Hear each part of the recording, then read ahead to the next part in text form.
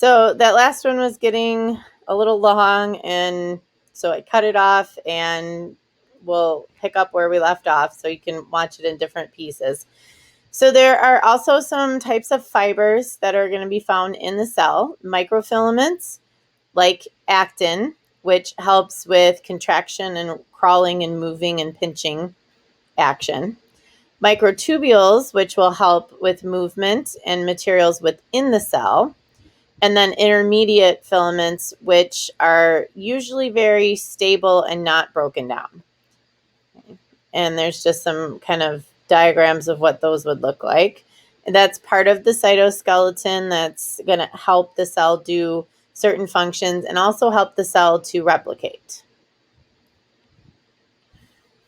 Then we have the centrosomes. Centrosomes are little structures that are going to play a big role in organizing the chromatin when a cell begins to divide. Okay, so how do cells move, or do cells move, and what is the whole thing with that?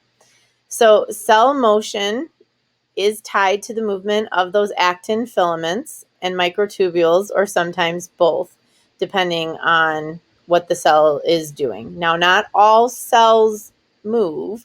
Some don't move. Some just move substances into and out of them. But there are cells that actually do move and move around our bodies. Okay, can you think of any? So some cells are going to crawl along, like our white blood cells, using those actin filaments, and some of them even have flagella and cilia. Okay. Then one of the more important things that's happening, it's not really an organelle, but it's outside of the cell, is the ECM, and you'll see that abbreviation quite a bit. The ECM is the extracellular matrix. This is a very elaborate mixture of stuff going on between two cells. So it's on the outside of the cell membrane, and before you get to another cell membrane, there's this whole matrix of stuff like glycoproteins and collagen and space in between. Okay, excuse me. This ECM is going to form a protective layer over the cell, and it can help link the ECM. So these integrins, which are proteins, will help link the extracellular matrix to the cytoskeleton of the cell and anchor it down.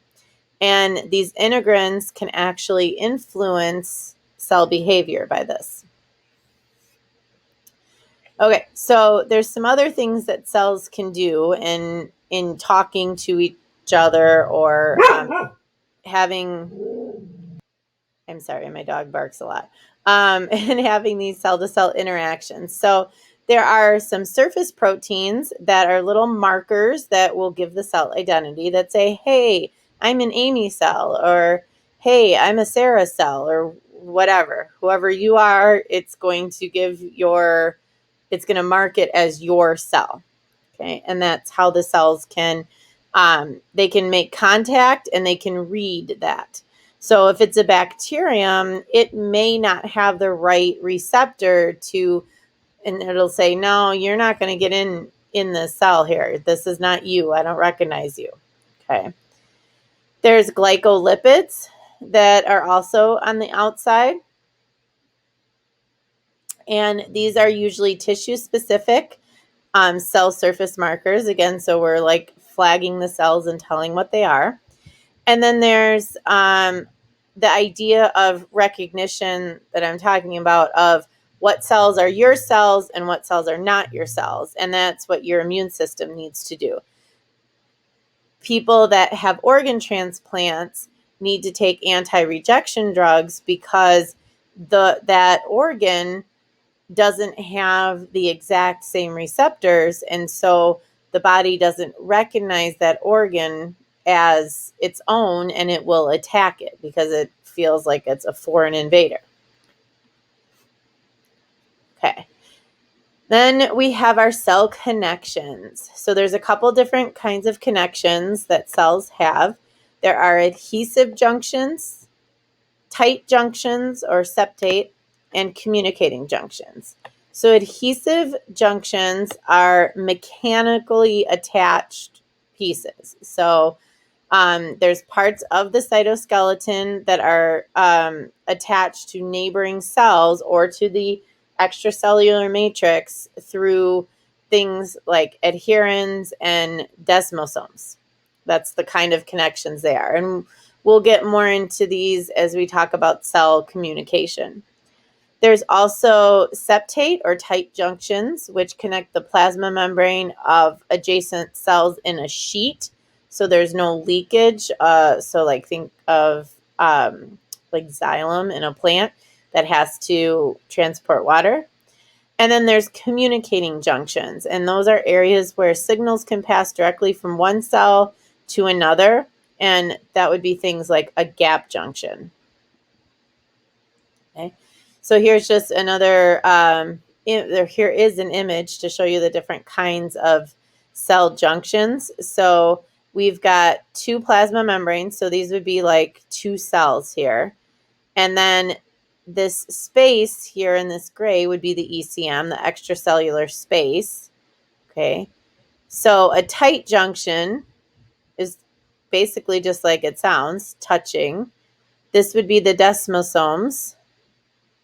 And this would be a gap junction where it's almost like a little channel in between the two. Here's a little diagram of the plasmodesmata that you'll find in plant cells. And this is special to plant cells. There are openings in their cell walls. So now we're not talking about the cell membrane, we're talking about the cell walls. And what this allows to do is it connects the cytoplasm from one cell to another. They are similar to gap junctions that we just showed in animals. Okay, so I know we've gone over a lot, and that was a lot of information. We'll be working with these throughout the next couple of weeks and seeing different structures and how those all play out. Let me know if you have any questions, and have a great day.